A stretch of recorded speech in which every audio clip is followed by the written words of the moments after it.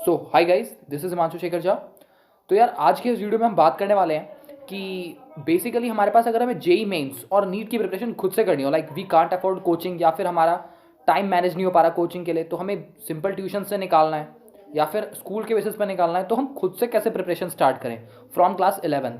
ठीक है, बहुत लोगों के पास इसका आइडिया नहीं होता, बहुत लोग कोचिंग के चक्कर में परेशान हो जाते हैं। कोचिंग दो तरह के लोग होते हैं, एक जो कोचिंग जाते हैं, एक जो कोचिंग नहीं जाते। ठीक है, तो यार सबके लिए पॉसिबल नहीं है कि वो एक बहुत अच्छी कोचिंग में जाए, इकोनॉमिकली भी फिजिबल नहीं होता। प्लस कुछ कुछ लोग टाइम भी मैनेज नहीं कर पाते, लाइक पहले स्कूल से आना, फिर थोड़ी देर खाने खा के रेस्ट करना, फिर वापस कोचिंग जाना, फिर आके पढ़ना, तो बहुत लोगों के लिए पॉसिबल नहीं होता।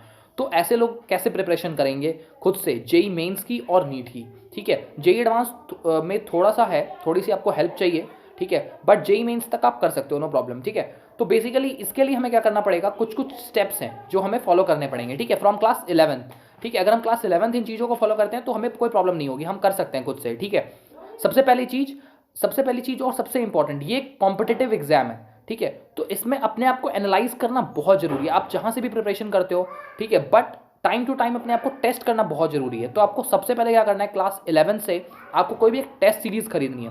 लाइक एलन की आती है, ठीक है, फिटजी की आती है, बहुत सारी आती हैं, तो आप कुछ भी ले सकते हो। वैसे बहुत अच्छा रहेगा अगर आप एलन की लो, ठीक है, क्योंकि बहुत ज़्यादा उनका लेवल मैच होता है जेई मेंस वालों के टेस्ट का भी और नीट वाले का भी, फ्रॉम द रियल पेपर। तो आप आराम से कर सकते हो, और ये टेस्ट आप खुद से भी दे सकते हो घर से बैठ के। जिसके पास लैपटॉप है वो लैपटॉप पे दे सकता है, जिसके पास फ़ोन है वो फ़ोन पे भी दे सकता है। ओके, तो आप बड़े आराम से इसको कर सकते हो। ठीक है, बेसिकली जो टेस्ट सीरीज आएगी उसमें क्या होगा, यूनिट टेस्ट होगा, उसका आपको सिलेबस मिल जाएगा, उसका सिलेबस ले लो। ठीक है, प्रिपेयर फॉर दैट, एंड उसके बाद जब आपका टाइम हो जाए, एक पर्टिकुलर टाइम पर जाकर के अपना टाइम फिक्स करो। ठीक है, और जब आपका सिलेबस उतना पार्ट कंप्लीट हो, just give the test, analyse your mistakes. वहाँ पे सब कुछ होता है, आपको बताएगा भी वो आपका क्वेश्चन आंसर कैसे गलत है, उन पे काम करो, अपने मिस्टेक्स पे काम करते जाओ। ठीक है, और जब आपका यूनिट टेस्ट बहुत सारे हो जाएंगे तो एक क्वार्टर टेस्ट होगा। उस तरीके से फिर बहुत सारे सिलेबस को कवर करते हो, तो आपको अपनी मिस्टेक्स को अवॉइड करना है, अपनी मिस्टेक्स को ढूंढ के उन्हें सही करना है। ठीक है, सबसे पहली चीज़ हो गई। दूसरी चीज़, the previous year question bank. बहुत लोगों के अंदर ये कंफ्यूजन होता है कि हम पहले पूरा 11-12 का सिलेबस कंप्लीट करेंगे देन हम प्रीवियस ईयर क्वेश्चन उठाएंगे। नहीं यार, उसके बाद नहीं हो पाता है। आपको chapter wise previous year questions करने होंगे।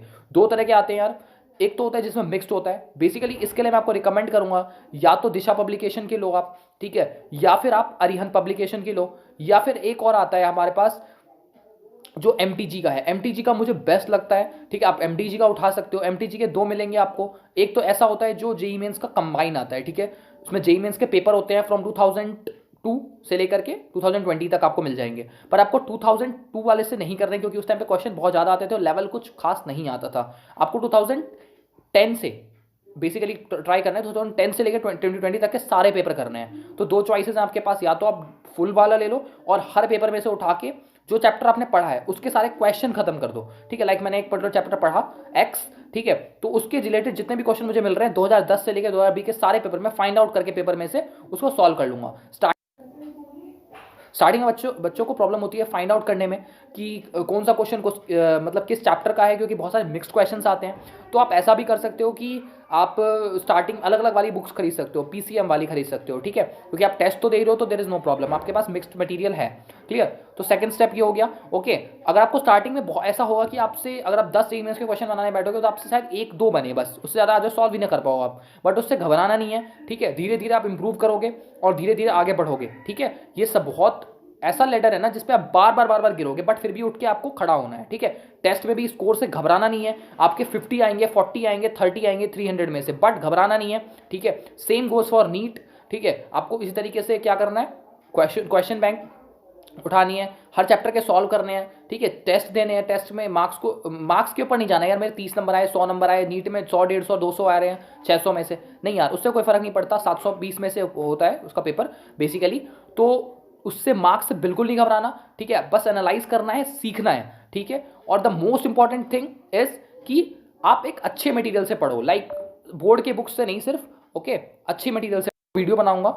ठीक है, उसमें मैं नेक्स्ट जो वीडियो बनाऊंगा उसमें मैं आपको जरूर बताऊंगा कि आपको कौन कौन सी बुक्स फॉलो करनी है if you want to prepare by your own. ठीक है, और बहुत अच्छी तरीके से क्लियर हो जाएगा उसमें कि हमें कौन कौन सी, मैं आपको बुक्स दिखा भी दूंगा, कहाँ से लेनी है वो भी बता दूंगा।